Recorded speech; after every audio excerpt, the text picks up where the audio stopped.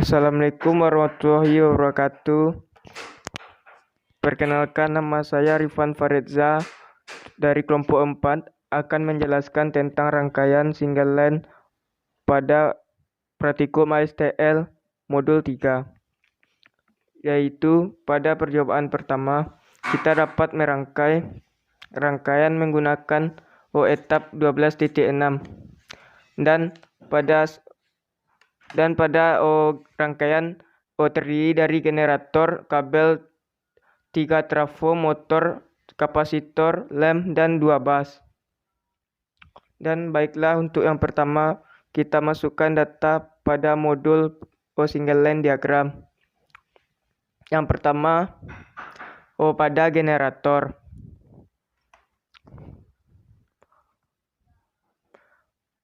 Pada generator kita isi ratingnya 3 MW 150 kV dan 180%.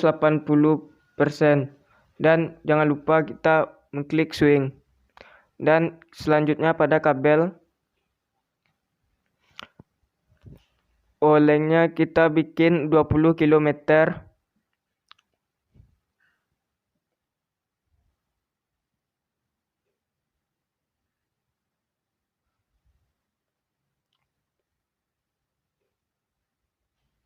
Dan 0,6 kV dan 33 per C 16 mm.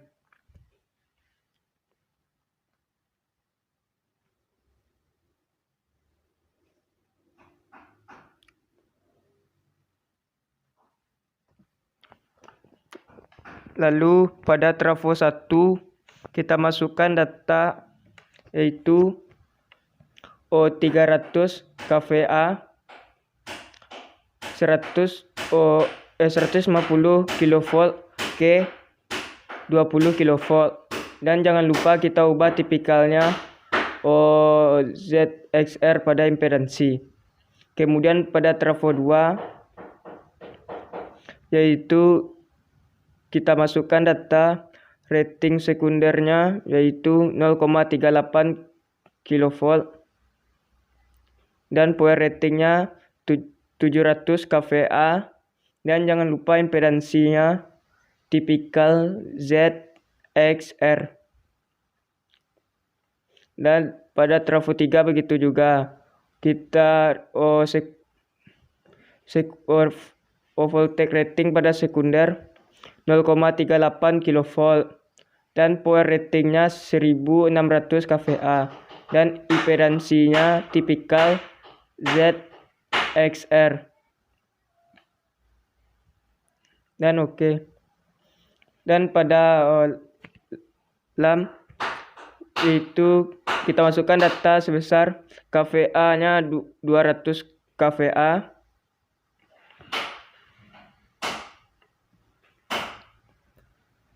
Kemudian pada motor 60% dan statiknya 40%.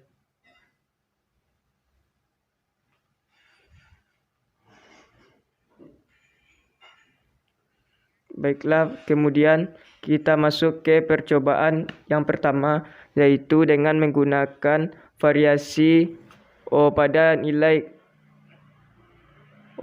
beban motor 350 kV dan macam besaran kapasitor bank. Di sini pada tabel 1.1 memiliki nilai kapasitor bank yang berbeda-beda, yaitu ada 90 kVA, 180 dan 540 kVA. Setelah itu kita open switch, kita open lalu oke. Dan setelah itu kita masukkan nilai pada motor 1, yaitu pada beban motornya yaitu 350 kW. Kemudian pada motor kita isi power buttonnya adalah 100 dan 55 kW. Kemudian kita klik OK. Kemudian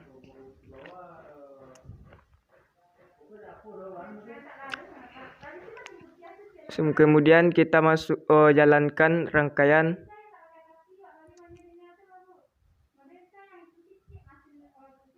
Maka akan mendapatkan hasilnya seperti yang kita lihat. Kita mendapatkan daya aktif, daya reaktif pada bus 3. Pada bus 3 itu dapat kita lihat daya aktif, daya reaktif, arus, tegangan, faktor daya. Dan itu pada bus 3 dan pada generator.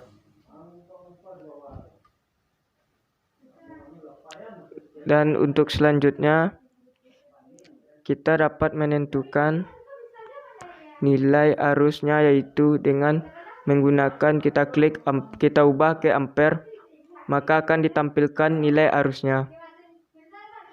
Dan untuk menentukan power factor atau faktor dayanya, kita dapat mengikuti langkah seperti ini. Lalu kita klik OK, dan kemudian faktor daya akan ditampilkan. Dan kita dapat melihat power faktor daya pada bus 3. Dan selanjutnya kita masuk ke tabel selanjutnya, yaitu menggunakan beban motornya 250 kW.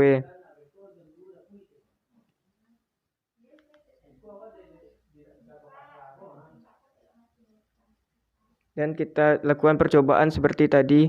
Dan pada bus 3 generator 1, begitupun dengan nilai-nilai 150 kW, kita lakukan hal yang sama.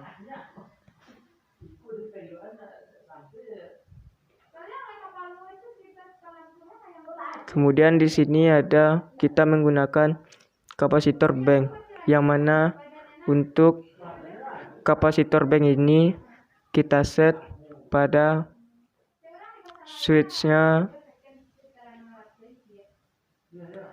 yaitu sebesar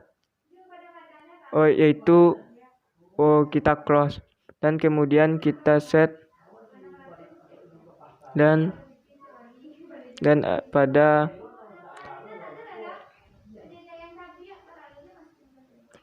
kita ubah KVR-nya 90, dan ini berdasarkan dengan tabel pada modul. Dan sekarang dapat kita lihat dan kita jalankan seperti tadi, dan kita dapatkan hasilnya daya aktif dan daya reaktifnya, dan dapat kita masukkan ke dalam tabel. Dan kemudian pada percobaan 2 dan pada percobaan tape changer, kita tidak perlu menggunakan kapasitor dan switch-nya, dan switch-nya dapat dibuka dan switch-nya kita open dan klik OK. Kemudian kita catat arus listrik yang mengalir pada tabel 2.1, yang mana pada beban motornya kita set 350 kW sesuai dengan pada modul, dan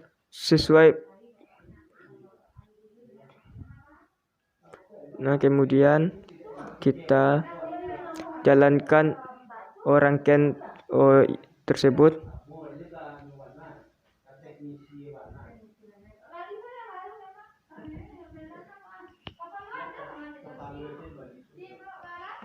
Kita jalankan dan kita dapat melihat hasil nilai-nilai pada setiap komponen, yaitu pada komponen tersebut kita mendapatkan nilai daya aktif, daya reaktif, arus, tegangan, faktor daya, dan kondisinya pada tiap-tiap komponen: generator, bus 1, bus 2, trafo 1, bus 3, trafo 3, trafo 2, trafo 4, dan trafo 5.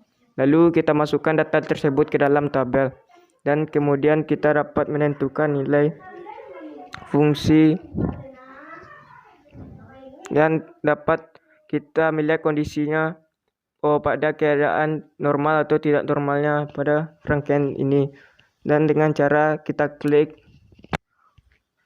kita dapat melihat rating atau left. Jika pada critical atau marginal itu tidak ada, berarti kondisinya dapat dikatakan normal. Nah, kemudian pada percobaan selanjutnya kita lakukan percobaan OTEP changer pada percobaan 1, yaitu dengan setting 2,5% pada tab kumparan sekunder. Dan pada trafo tersebut kita isi tab pada kumparan sekundernya 2,5%. Dan kemudian kita oke. Dan kita jalankan kembali. Dan seperti biasa kita dapat mencatat hasil-hasil yang didapatkan pada setiap komponen pada single line tersebut. Dan untuk mencatat nilai harusnya dapat kita tukar ampere meter. Dan dapat kita lihat di situ terlihat nilai arusnya di setiap komponen.